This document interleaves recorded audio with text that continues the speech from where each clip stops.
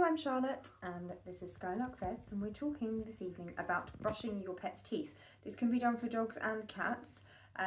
It is important that we maintain dental health because the closest link with heart disease in our pets is actually poor dental health.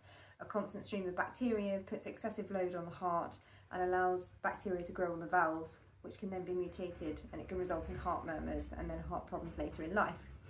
So I'm going to use our willing volunteer, Audrey, here this evening.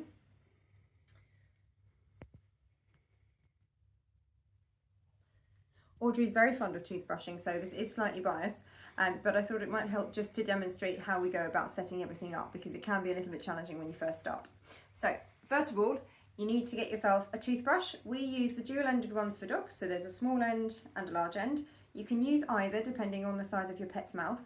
If you have a cat, then again you can use the small end of a dual-ended toothbrush, or you can use a finger toothbrush. They'll do the same type of thing. It's important that you've got your pet used to having their teeth handled before you start trying to put a toothbrush in their mouth. So we normally recommend just getting them used to having your finger just under their lips, around their gums, for a week or so before you start. And then you need to get yourself a good quality pet toothpaste. It can't be human toothpaste. Ours contains fluoride, which makes them salivate, but they can't spit the toothpaste out in the same way that we can. So it's important that they don't have too much froth in their mouth when you're brushing. So we use an enzymatic toothpaste that remains on the teeth for 24 hours. You just need a little bit, pea size for this size dog's quite large, or a little bit smaller if you've got a cat or a chihuahua or something. So just literally a little bit of toothpaste on your brush. And then my next top tip now for toothbrushing, just pop that down, is to press the toothpaste into the bristles, because if you don't, your pet will simply lick the toothpaste off and you'll have nothing left. Like so. So the next thing is we're aiming to brush around the outer surface of the teeth. This surface of the teeth contains no contact from the tongue at any point, whereas the inner surface is going to be brushed by the tongues, which are actually quite rough on the inside.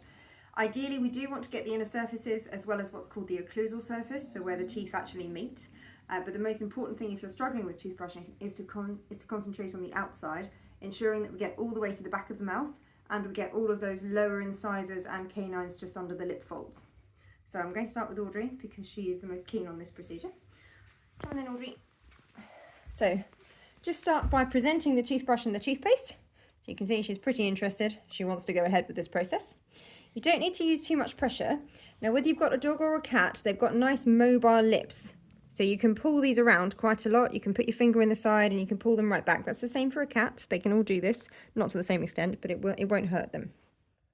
If you're going to pull their upper lips up, I just use my fingers to pull up so you can see the gum, and then you can actually hold their mouth on the gum line. You're not going to hurt them at all there. It's not putting any pressure on.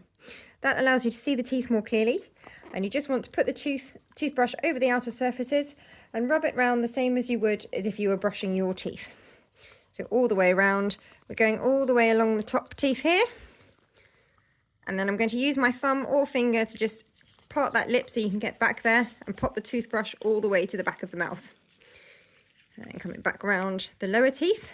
And as we come around to the front, I normally just use my thumb here to lower the lips so I can get to the canines at the bottom. And then around to these lower incisors, around to the next canine. And you can see that I'm using a combination of side to side and up and down motions.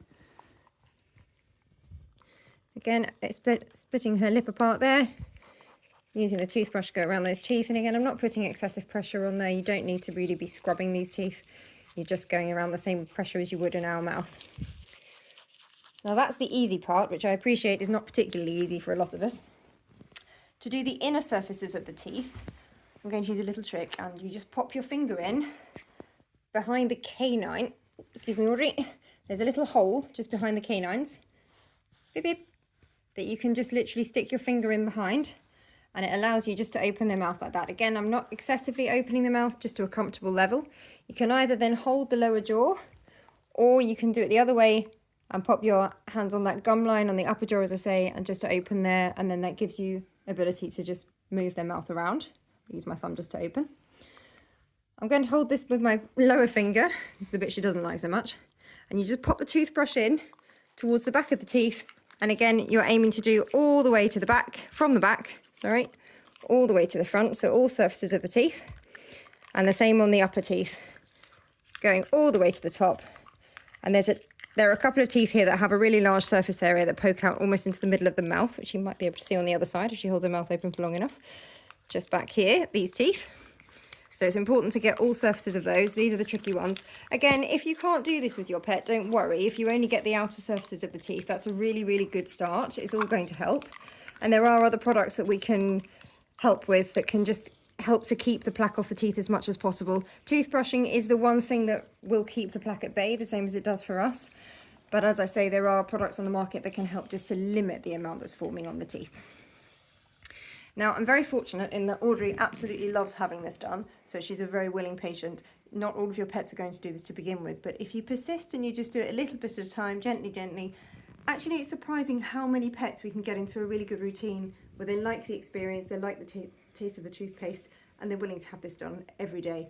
It does need to be once a day to be fully effective, but the difference for your pet's health, if we can keep on top of their teeth, is phenomenal. And the difference for your purse, not having to spend a lot of money on persistent dental treatments, is also phenomenal. So I would recommend it if you can.